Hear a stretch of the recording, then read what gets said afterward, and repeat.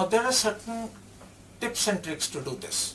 What is to be done is that first try to correct the volume or salt depletion. Sometimes these patients do not take even any salt. When you ask them not to take salt or to reduce salt, I have seen patients coming to my OPD telling that I take totally no salt in my diet. That is a wrong concept. Because of no salt in the diet, the patient's BP remains low. Try to correct first the volume if the patient is a little bit dehydrated. Try to tell that the patient can go for a normal or a reduced salt intake. Now, in the patients who are hypovolemic, the second issue is that you have to reduce or down titrate the dose of the diuretics. That is the first drug that you have to reduce. And of course, it has been seen that SGLT2 inhibitors to some extent has a diuretic effect. So try to see that whether, if you ask me that whether SGLT2 inhibitors are better or ARNI is better, now because we know the benefits of ARNI are so good, we would like to combine ARNI with SGLT2 inhibitors. Try to even reduce the little bit of SGLT2 inhibitors also. If the patient was taking 10 milligram of dapagliflozin, you can come down to 5 so that the benefit of both the drugs are got together. Now, if your patients, especially the fragile elderly patients, you start with a lower dose of sacubitril. For example, I put my patients on 25 milligram twice daily.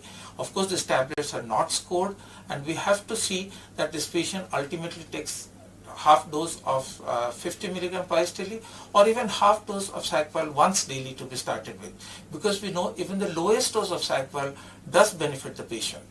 And supposing in patients who are on low dose of ACEI or a naive ACEI patients, lower dose of starting and gradually up titration is the key take-home message that is for ARNI.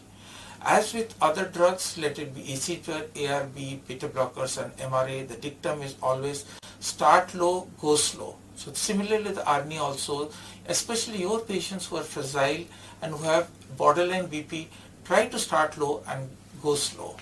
And the maximum dose may not always be tolerated in every patient, so be careful. It is important that you should know what is the maximum dose tolerable and stick to that dose. Because many times the patients will come to you and tell that my BP is falling down, I'm now not able to tolerate, but see whether the patient tolerating or not.